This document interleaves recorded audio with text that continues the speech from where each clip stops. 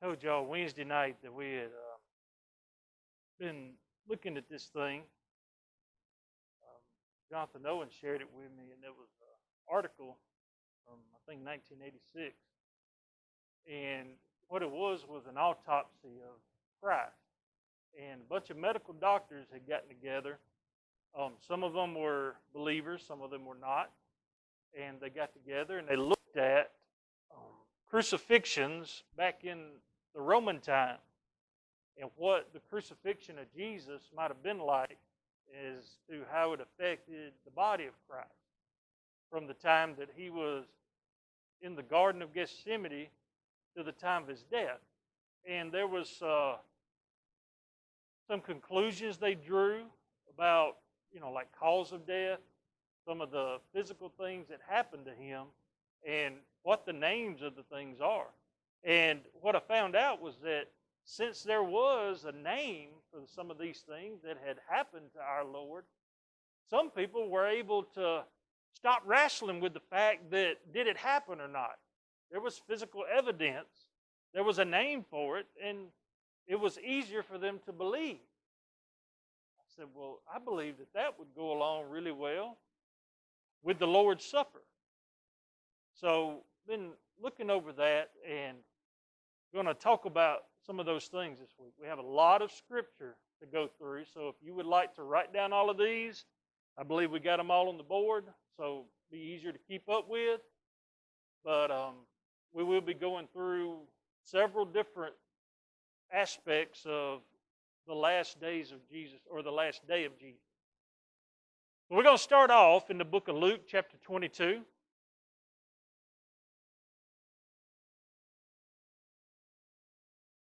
And we want to remember the details about the Lord's Supper, the Last Supper, Jesus' last day.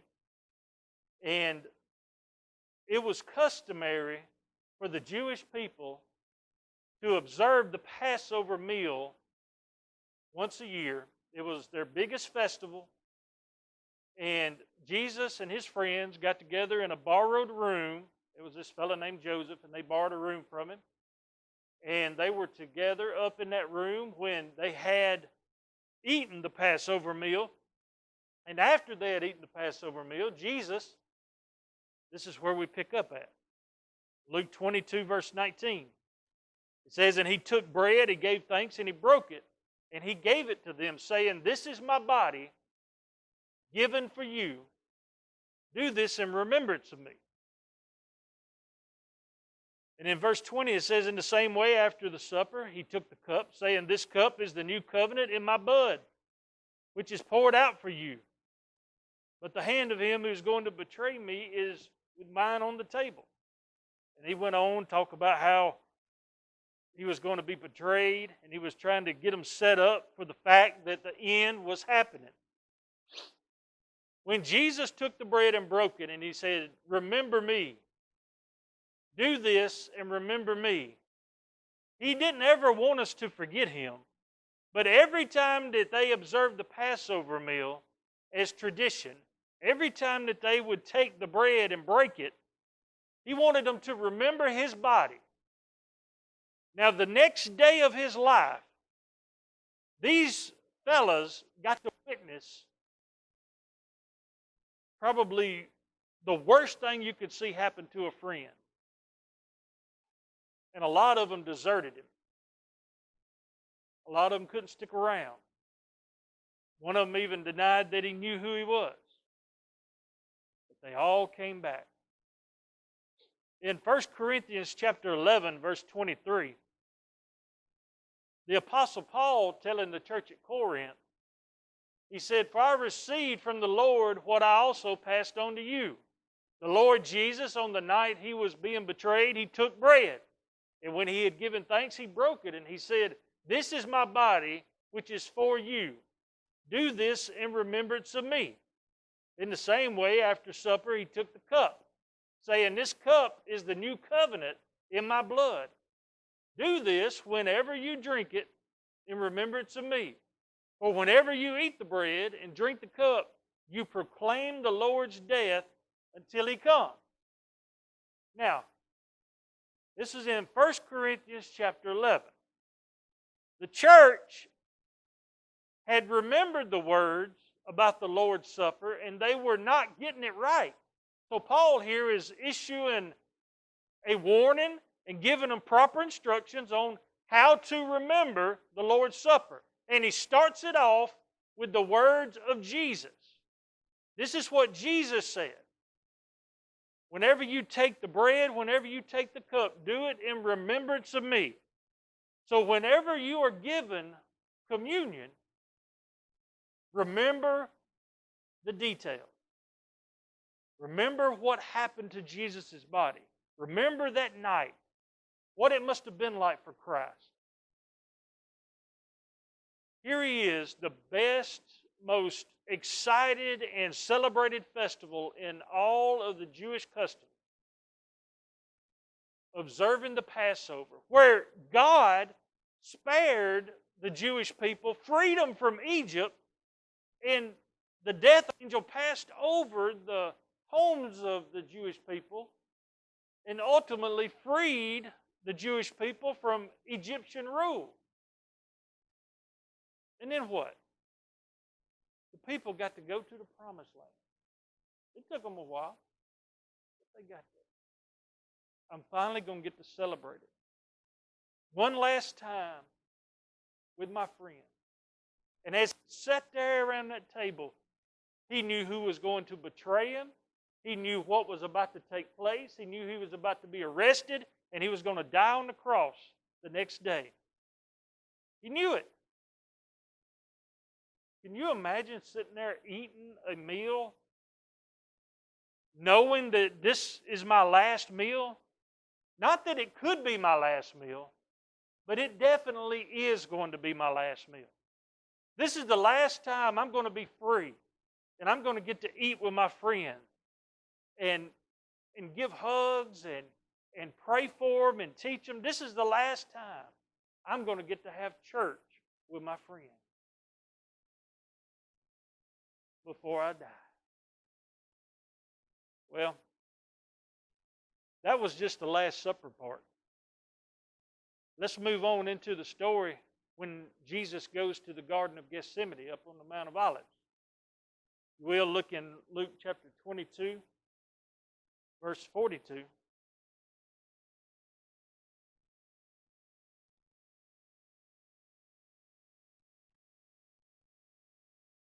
Now, when Jesus went into the garden, his disciples followed him. They were singing hymns, and they were walking towards the Garden of Gethsemane. And y'all listen, this was Jesus' favorite place on planet Earth to pray. Okay? He loved to go there and pray. And being the last time he would be able to go and pray freely, he chose his favorite spot. So he told his disciples, y'all stay here, people watch out. And he went on a little further, and he dropped down on his knees, and he started praying. And this is what he said in Luke 22:42. He said, Father, if you are willing, take this cup from me. Yet not my will, but yours be done. And an angel from heaven appeared to him and strengthened him.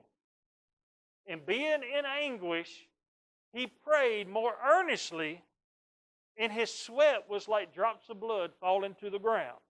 So I looked this up, and it's a condition called hematidrosis. It's an actual thing where blood gets into the sweat glands, and it happens when there is a lot of straining or the body is in a lot of anguish, just crying so hard that your sweat glands get blood in them. The capillaries are just exploding.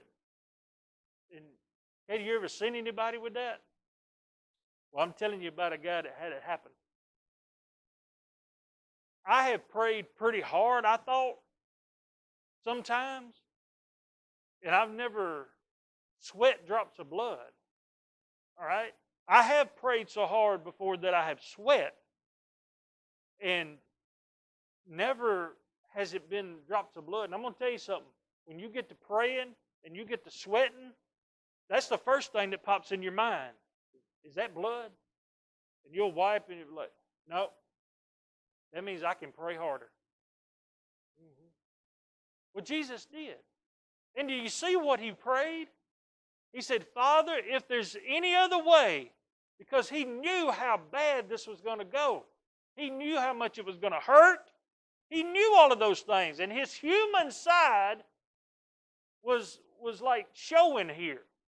He wanted to show us that he was not looking forward to this pain and suffering, but he's willing to do it anyway. So an angel from heaven appeared to him and strengthened him. An angel from heaven can appear and strengthen all of us if we ask him for whatever task. And Jesus was showing us this. So, being in anguish, he prayed even harder until that hematidrosis took over.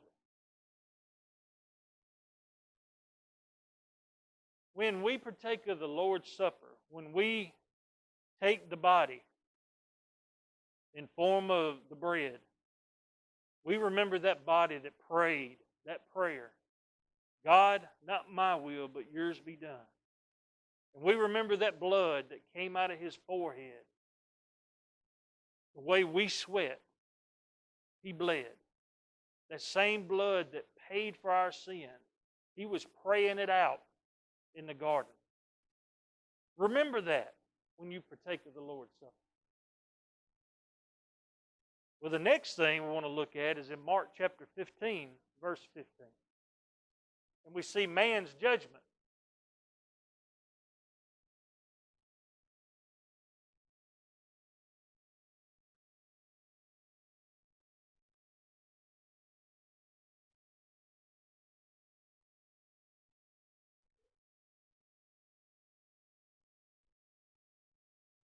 In Mark 15, verse 15, it says, wanting to satisfy the crowd, Pilate released Barabbas to them. He had Jesus flogged and handed him over to be crucified. Now I want you to understand what had happened here. Jesus had been arrested after he had prayed in the garden. And that night, there was no sleeping. There was no jail cell for him. He was paraded around, mocked, spit on, cursed at, and taken from one trial to another, accused of blasphemy, belittling God. He was God. Took him to Herod, took him to Pilate. Finally, Pilate takes him out front, as it was customary. They take two criminals, and the crowd chooses, and one is freed. The crowd chose to free Barabbas. So, it says here that he had Jesus flogged and handed him over to be crucified. This is what man's judgment sounded like in the Roman time. Now, this flogging that they did, it was customary in the Roman times to flog somebody at least 39 lashes. All right? And we know from history that what they would do is they would take and at a diagonal angle go along the back and the back of the legs, because the person was tied to the whipping post. The Romans, they would have these leather straps, and they would tie things to them. Bone, pieces of glass, pieces of metal. And that way, when they would swing as hard as they can, that stuff would bury into the backs of those people. And then they would have to yank as hard as they could to get it out of the back. Now, this is what mankind decided to do to Jesus. Jesus is saying at the Last Supper, when you take a piece of bread and you break it and you give thanks, remember me. Remember everything that happened. And it's good for us to remember these things, what Jesus went through. the price that was paid for our sin. Jesus was not concerned about our hearts or our minds. All he was concerned about that day was our soul. Making a way that we could be pardoned and forgiven. So we don't ever wind up in that situation, being found guilty. So, it says the soldiers led Jesus away in verse 16 into the palace that is called the Praetorium. And they called together the whole company of soldiers. They put a purple robe on him, then twisted together a crown of thorns and set it on him. Then they began to call out to him, "Hail, King of the Jews!" This is what these men were doing to Jesus. They had done stripped the flesh off of him with just wet, open wounds, front and back, and they put a purple robe around him. They were mocking that he said that he was the King of the Jews. So they're putting the color of the king, purple, on him. So they put this robe on him. You ever put a piece of cloth on an open wound? It just sucks right in there, don't it? They knew that was going to happen, but they were cruel. And this is how they treated my Jesus. It was a picture of how we all treat Jesus. They took a crown of thorns. He was absolutely the king of the world. And they took these thorns, and over there was a particular kind of vine that had thorns on it, and these things were over an inch long, and they were sharp like needles, and they were very hard. And they placed that crown of thorns on his head and just mashed it in. Just trying to be mean. Just trying to inflict as much pain as they could. Because when you got a bunch of guys around, they're just trying to see who can inflict the most pain. Who can be the baddest one? Who can do the biggest job? And that's what they were doing. Taking turns doing that. They started shouting out at him. It said it again and again. They struck him on the head with a staff. They gave him a staff like a king totes around. And they used that staff. And they hit him in the head over and over again. This kind of punishment to a body should normally kill it. When you have that kind of stress to a body, I can't think of but one reason why. The doctors that I read said that there is no medical reason why that many concussions, that much blood loss, and that amount of pain should have absolutely killed Jesus. Except for one thing. If you look back, it said that an angel came down and strengthened him. It wasn't time for him to die yet. If he was going to be the punishment to pay for mankind's sin, he had to go all the way. And that's what he did. Look on down in verse 20. It says, "And when they had mocked him, they took off the purple robe, put his own clothes on him, then they led him out to crucify him." So after his wounds had dried a little bit, they ripped that cloth off of him, opening him right back up, and then they said, "Now, here is this log that weighs about 100 pounds. Pick this up and tote it." Now this log was not sanded down.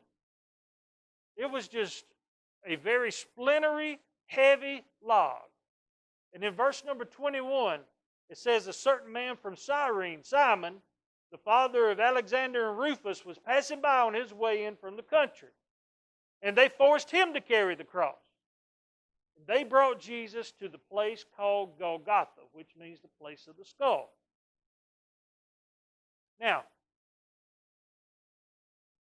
from the Praetorium, the plaza where they were at, where they had flogged Jesus, to the top of Golgotha, Calvary, Skull Mountain, it was about 600 to 650 meters. It was about a third of a mile. That's not a very long way. Jesus had been punished so bad that he could not even tote that piece of wood a third of a mile. His body just crumbled under the weight of it. And Jesus is saying to us, when you have the Lord's Supper, remember me.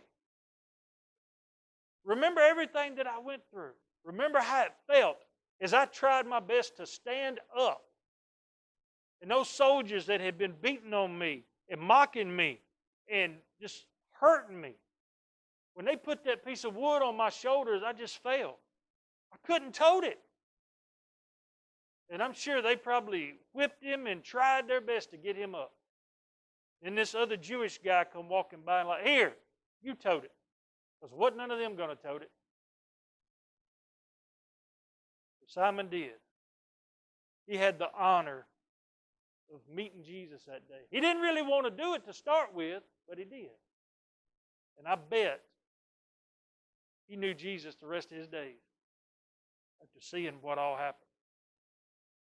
So that was the journey to the cross. Now let's look at the crucifixion. Down in verse number 23. It says, then they offered him wine mixed with myrrh. And you could call that gall. It was just very, very bitter. But it said he did not take it. And they crucified him. They nailed him to the cross. Dividing up his clothes, they cast lots to see what each would get. And it was the third hour when they crucified him. The written notice of the charge against him read, the King of the Jews. They wrote it in 3 different languages and put it on a sign over his head. They crucified 2 robbers with him, one on his right, one on his left. Those who passed by hurled insults at him, shaking their heads and saying, so, you who are going to destroy the temple and build it again in 3 days, come down off of that cross and save yourself. In the same way, the chief priests and the teachers of the law mocked him among themselves. They said, he saved others, but he can't save himself. Let the Christ, the King of Israel, come down now from the cross so we can see and we can believe. Those crucified with him also heaped insults on him. We read later on where one of those thieves that was throwing insults at him wound up getting saved. You understand how lonely this has to be? You're hanging on a cross and everybody around you is insulting you. That has got to be the loneliest feeling anybody has ever felt. And yet Jesus knew it was going to happen when he told them, this is my body broken for you. Take this and eat it and remember me. He knew what was about to happen. Verse 33 says, at the 6th hour, about high noon, darkness came over the land, the whole land, until the 9th hour. So for 3 hours, it was dark. So it couldn't have been just a solar eclipse for 3 hours. We know what it was. God is light. And as long as God's presence is around, there will be light. The earth didn't just revolve in the middle of the day. For 3 hours, between the hours of 12 and 3 o'clock p.m., Jesus took our sin on his back. And for 3 hours, God could not look at it because God cannot look at sin. So you thought he was lonely when they were hurling insults. Now God's not even able to look at it. He is separated from God, and it's because of our sin. So as he broke the bread and he said, remember me, he knew that he was going to be separated from God. Not permanently, not forever, but he knew he had to go through that for our sake. He was still okay at the Last Supper, you know? He was still there with his friends. He could have stopped it all as he was praying in the garden. It was like, if there's any other way, let it be. But not my will, but yours be done. He could have got up and walked away then. He went all the way. Because God demanded that it was an all-the-way type of sacrifice to pay for the sins of the world from then on. So, that's what Jesus did. It would do us good every time, really every day, that we remember the darkness that Jesus went through. We remember how awful it was as Jesus hung there. It says in verse 34, and at the 9th hour, Jesus cried out in a loud voice. He said, Elohi, Elohi, lama sabachthani, which means, my God, why hast thou forsaken me? For 3 hours he had been separated from God, and it finally just broke his heart. His body was already broken, but it broke his heart. Verse 35 says, when some of those standing near heard this, they said, listen, he's calling to Elijah. One man ran and filled a sponge with wine vinegar, put it on a stick, and offered it to him to drink. Now leave him alone. Let's see if Elijah comes to take him down. And then with a loud cry, Jesus breathed his last breath. That loud cry was him saying, it is finished. Saying, Father, into thy hands I commit my spirit. I'm coming home. It is done. So it was done. Now let's look at after the death of Jesus. After he died on the cross. In verse number 38, it says, the curtain of the temple was torn in two from the top to the bottom. And when the centurion who stood there in front of Jesus heard his cry and saw how he died, he said, surely this man was the Son of God. The first person got saved thanks to the cross. I mean, he didn't even wait, did he? Went right to work. Because when you remember what Jesus did on the cross, that is the saving power of God. Look at what I did for you. Look at what I went through for you. Look at what I endured for you. And I would do it again just for you because I love you.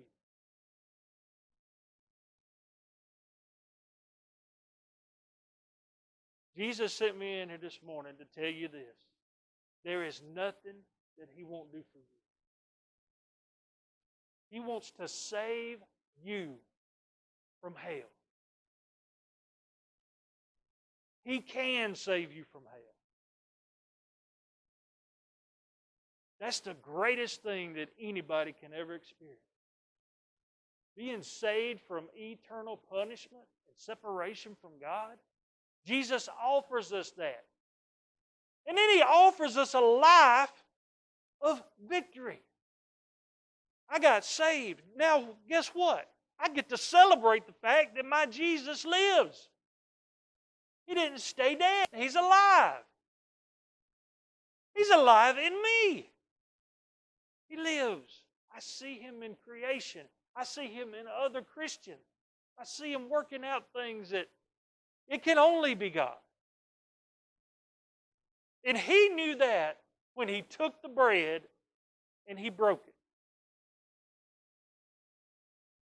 He said, when you do this, remember me.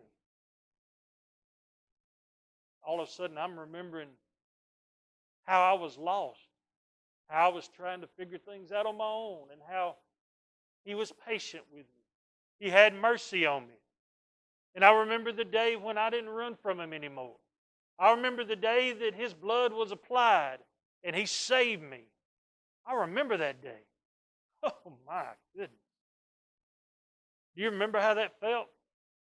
Do you remember how it was freeing and how it seemed to take a weight off? I tell you what, there ain't no greater feeling in the world.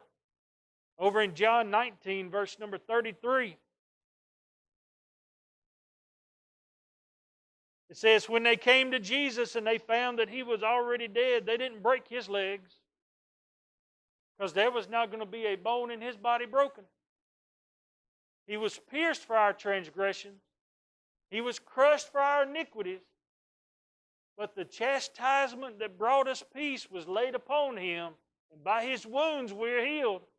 They didn't break Him, but they did stab Him with a spear to make sure that He was dead. And it says, out of His body flowed blood and water.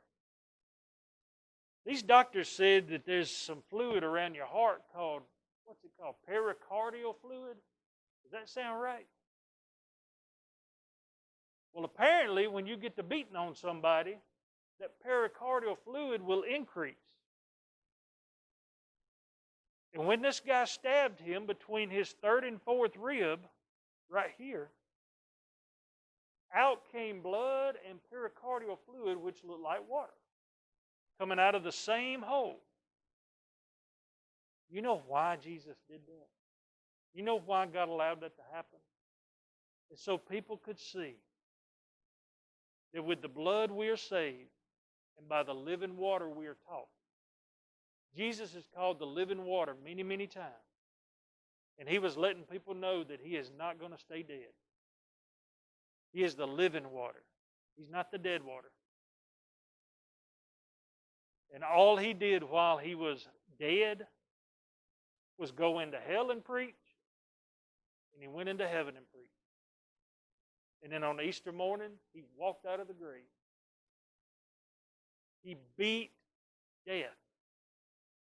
See, He beat sin on the cross, and it probably hurt a lot more than just walking out of that tomb. But He did everything that was necessary. I'll tell you what. Even in death, Jesus was the living water. That just blows my mind. He thought of everything. He knew when He was breaking the bread that they were going to stab Him in the side to make sure that He was dead. And He said, oh, they're going to love what happens next. The living water is going to flow. And it was just pericardial fluid because they had beat on Him so hard that His body was trying to insulate His heart. There's a bunch of details about Jesus' death. Y'all, in the book, there's a bunch of details about His life. And if you read the book, you will find that there are a bunch of details about Him coming back. This is not the end of the story that we read today. Jesus is going to come back, and He is going to get His church. And it's going to be a great, great party. It's just going to be awesome. We are told that we should always remember Jesus. If we're going to remember all of Him, we got to also remember the rest of His Word that He spoke to John on the Isle of Patmos when He gave him the revelation that He was going to come back and He was going to defeat Satan and He was going to take His church and He was going to build a new heaven and a new earth and He was going to live on that new heaven and new earth with His people forever and ever and ever. Jesus' story does not end. And He knew as He broke that bread and He drank from that cup at the Last Supper, He knew that for 11 of them guys, He was going to spend forever with them. He knew about you. Because my God is all-knowing. So at the Last Supper, you were on His mind. You were. Now, do you think that Jesus would let us come this far in our lives, living in the world in the year 2020, the year so nice, they named it twice.